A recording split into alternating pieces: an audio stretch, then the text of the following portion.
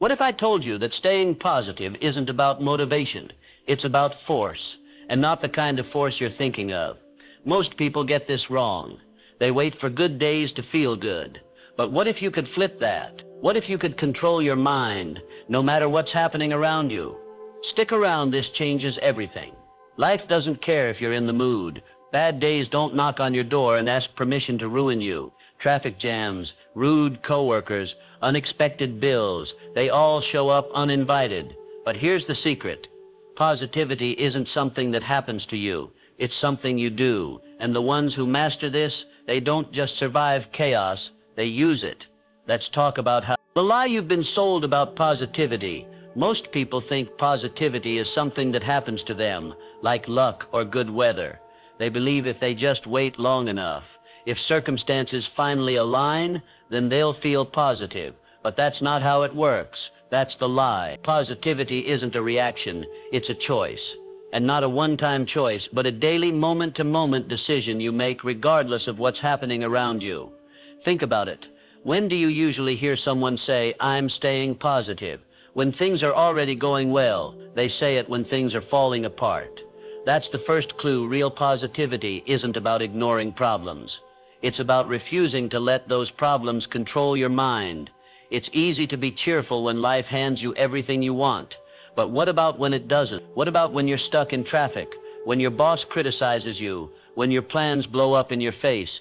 That's when most people crumble. That's when they say, "I just can't stay positive today." But here's the truth. That's the exact moment it matters most. The world doesn't pause for your bad days. Bills don't stop coming because you're stressed. Opportunities don't wait for you to feel ready. So why would you leave something as crucial as your mindset up to chance? The most successful people, the ones who seem unshakable, aren't lucky. They've just learned to force their minds to work for them, not against them. They don't wait for motivation. They don't wait for inspiration. They don't wait for permission. They decide, today I control my thoughts. This isn't about fake smiles or pretending everything's fine. It's about recognizing that your mind is like a garden. If you don't plant anything, weeds will grow on their own. Negativity is the default. It's lazy. It's easy. It takes zero effort to complain, to dwell, to spiral. But positivity, that takes work. That takes discipline. That's why so few people master it. Because it's not about how you feel, it's about what you do with those feelings. So how do you start? Simple. You stop waiting. You stop telling yourself, "I'll be positive when," and start saying, "I'm positive now, because I choose to." The moment you wake up, before your feet even touch the floor, you set the tone. You don't check your phone and let the world dictate your mood. You don't lie there rehearsing everything that could go wrong. You take one deep breath and you say out loud, "Today I'm in control." Does it feel silly at first? Absolutely. Will your brain fight back? Without a doubt. But that's the point. You're not trying to feel positive yet. You're training your mind to act positive until the feeling follows. This is the secret they don't teach you. Action comes before motivation. You don't wait to feel like exercising. You exercise and then the energy comes. Same with positivity. You don't wait to feel strong. You act strong and the strength shows up. This is the difference between those who thrive and those who just survive. One group lets life happen to them.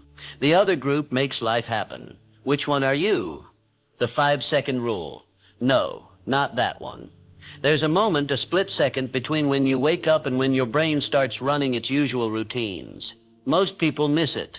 They hit snooze, grab their phone, and before they know it, they're drowning in emails, bad news, and mental clutter.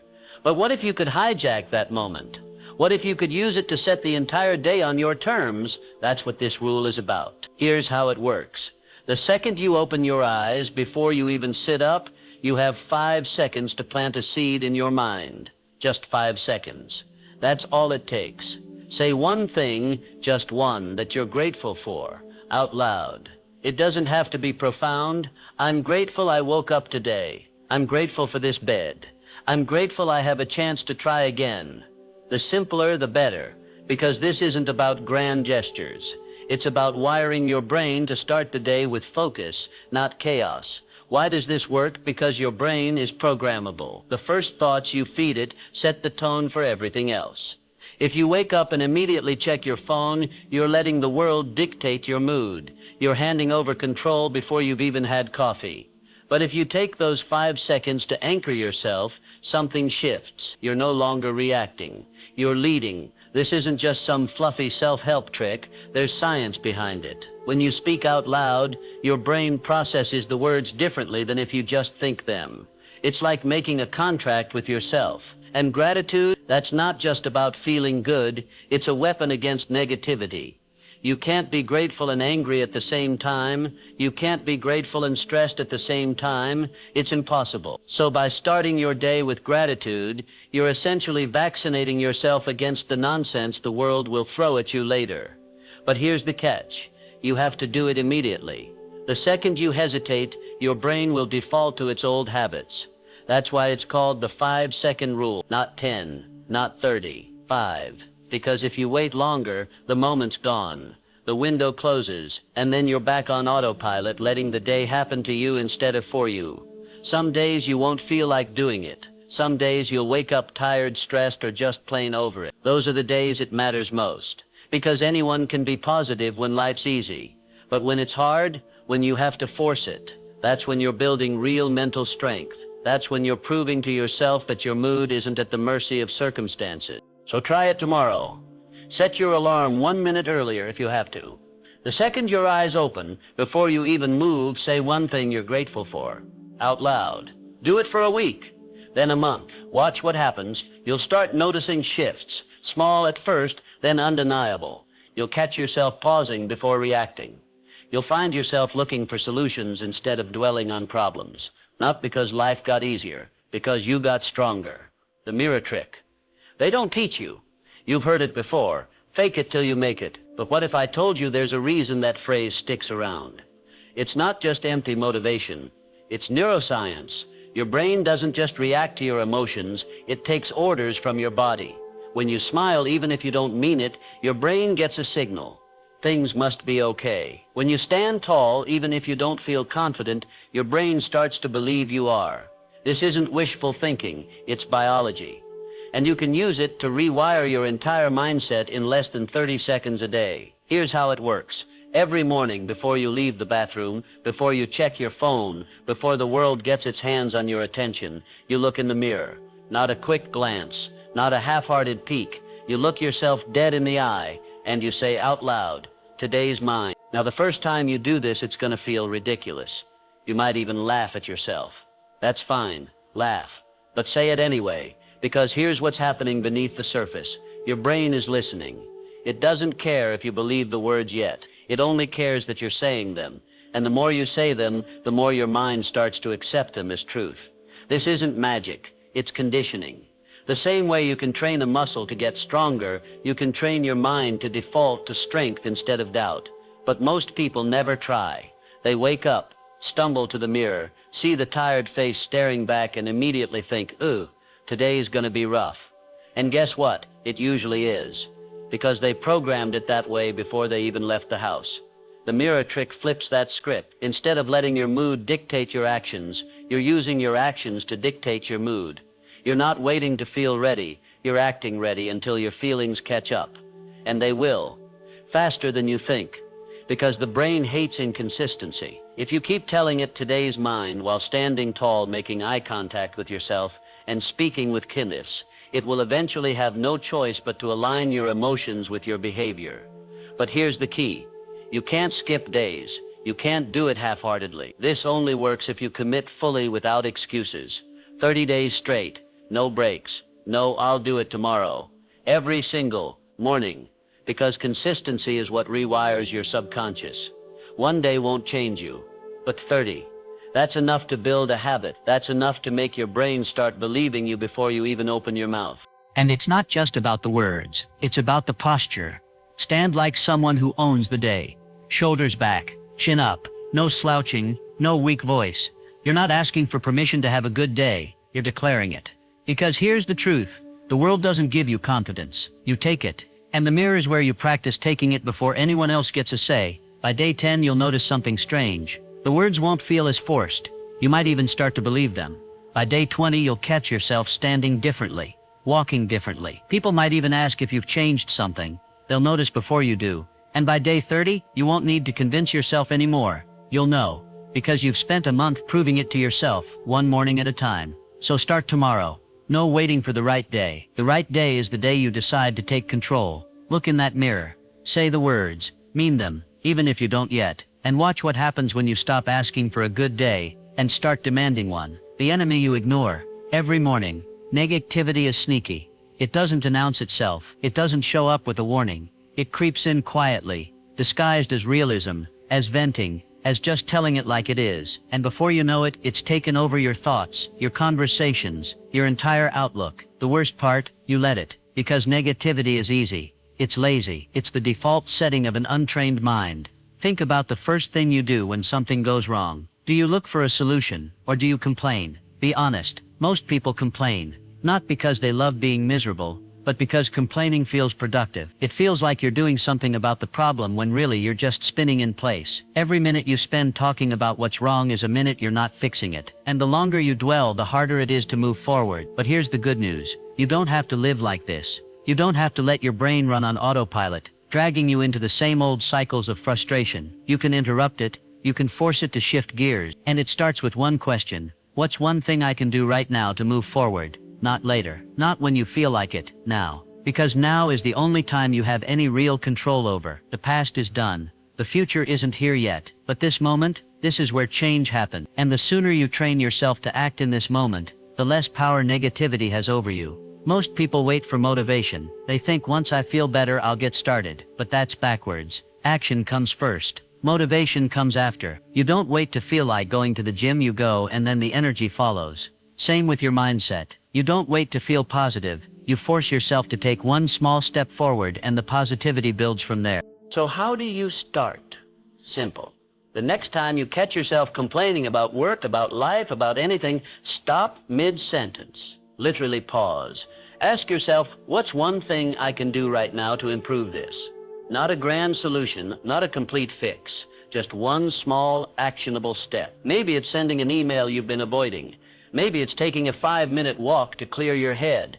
Maybe it's just shutting your mouth before you spiral into another rant. Whatever it is, do it immediately. This does two things. First, it breaks the cycle of negativity. You're no longer just talking about the problem, you're doing something about it, no matter how small. Second, it trains your brain to default to solutions instead of complaints. The more you do this, the faster your mind will jump to what can I do instead of why is this happening to me. Will it feel unnatural at first? Absolutely. Your brain has been conditioned to complain. It's had years of practice. But every time you interrupt that pattern, you weaken it. And every time you choose action over whining, you strengthen the part of you that solves problems instead of dwelling on them. This isn't about pretending everything's perfect. It's about refusing to stay stuck. Life will always have obstacles. But the people who succeed aren't the ones with the fewest problems. They're the ones who've trained themselves to act despite them. So start today. The next time negativity tries to pull you under, don't just ignore it. Outsmart it. Ask the question.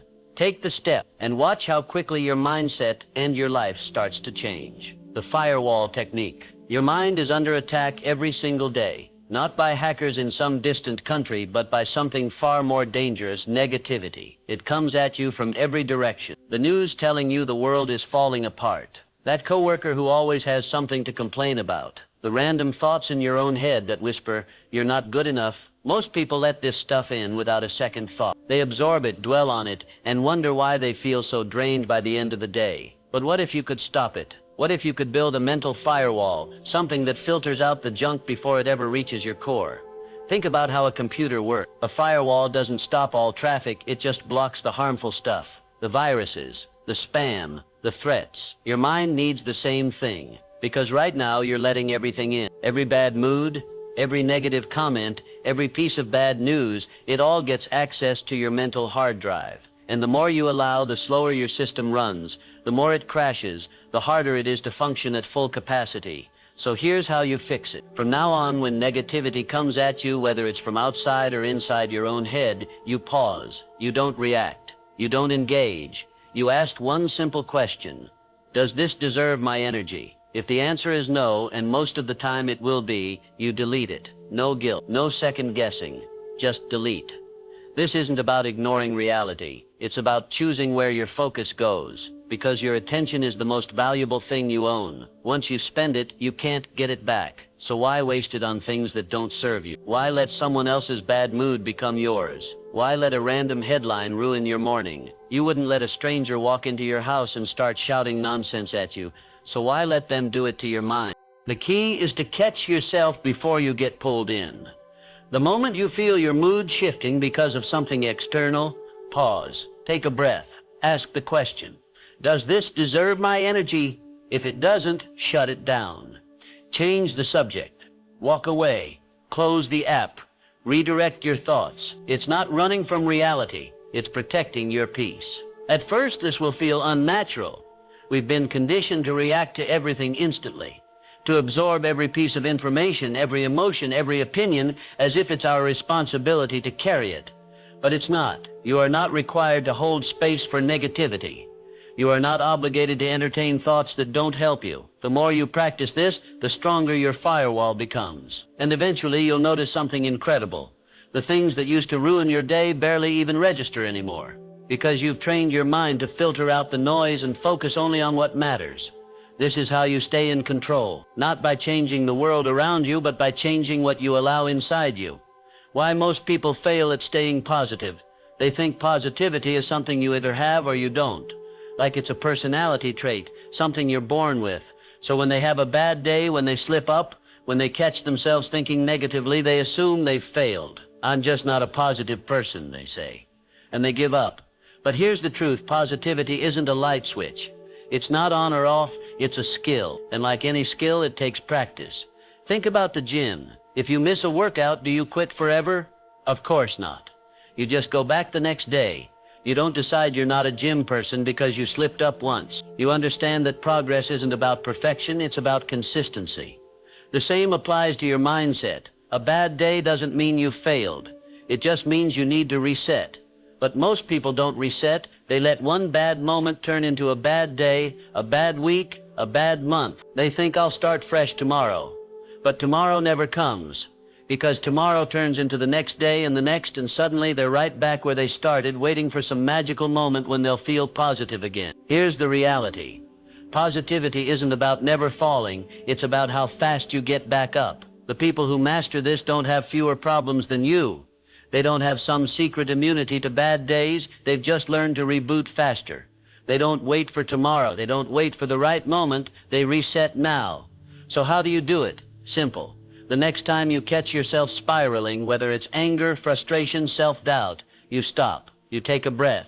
And you ask yourself, what's one small thing I can do right now to shift this? Maybe it's changing your environment. Maybe it's putting on music that lifts your mood. Maybe it's just standing up and stretching. The action doesn't matter as much as the interruption. You're breaking the cycle before it gains momentum. This is how you build mental resilience, not by avoiding negativity, but by refusing to let it settle in. Not by pretending everything's perfect, but by refusing to dwell on what's not. The more you practice this, the easier it gets. And eventually you'll realize something powerful. You're no longer at the mercy of your mood. You're in control. Because positivity isn't something you find. It's something you do every single day. The anchor habit. Your mind is like a ship in stormy waters, constantly being tossed by waves of information, demands, and distractions. Without an anchor, you drift wherever the current takes you. That's why you need one simple, unshakable habit that grounds you no matter what chaos surrounds you. This isn't about elaborate self-care routines or hours of meditation. It's about finding that one thing, just one, that immediately brings you back to center when everything else feels out of control. For some people, it's 10 minutes of complete silence first thing in the morning. No phone, no music, no input. Just you and your thoughts. For others, it's a walk around the block without any devices, actually noticing the world instead of staring at a screen. Maybe it's writing 3 things you're grateful for in a notebook. Maybe it's 5 minutes of deep breathing. The specific activity doesn't matter nearly as much as what it represents. A sacred space where you reclaim ownership of your mind. Most people float through their days completely at the mercy of external forces. The ping of a text message dictates their attention. Someone else's emergency becomes their priority.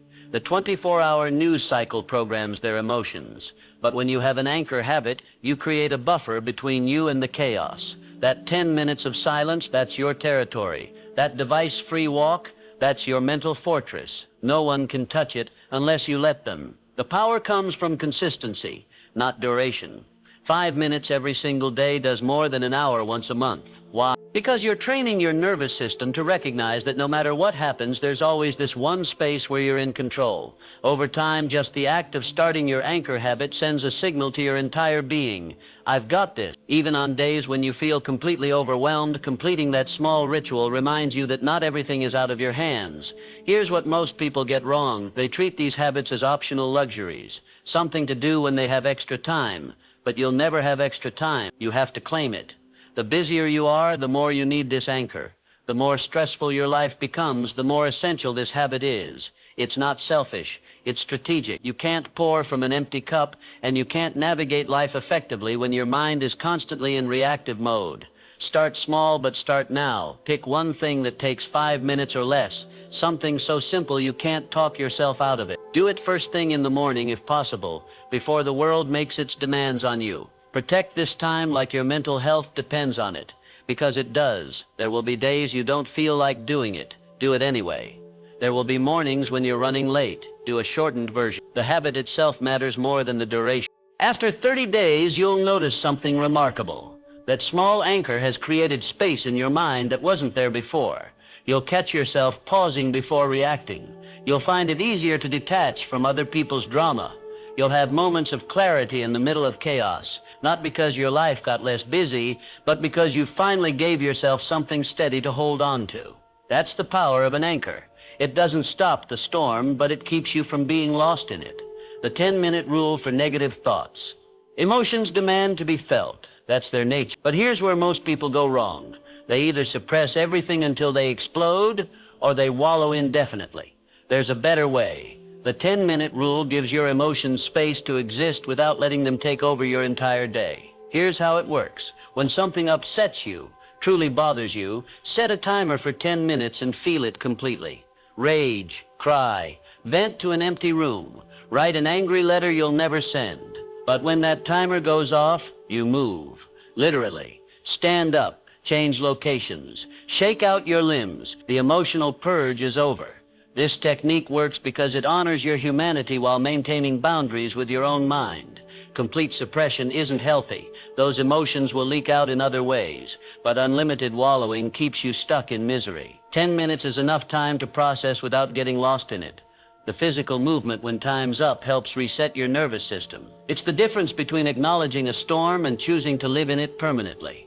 Think about how we naturally handle physical pain. When you stub your toe, you might yell or hop around for a moment, then you move on. You don't spend the rest of the day obsessing over how much it hurt. Emotional pain deserves the same approach. A limited time to react, then deliberate forward motion. The magic isn't in the venting. It's in the strict cutoff. That timer going off becomes your cue that it's time to shift gears, whether you feel ready or not. Most people don't realize how much power they surrender to their moods. They believe if they still feel angry after an hour, they must need more time being angry. That's a lie emotions tell to maintain control. The 10-minute rule puts you back in the driver's seat.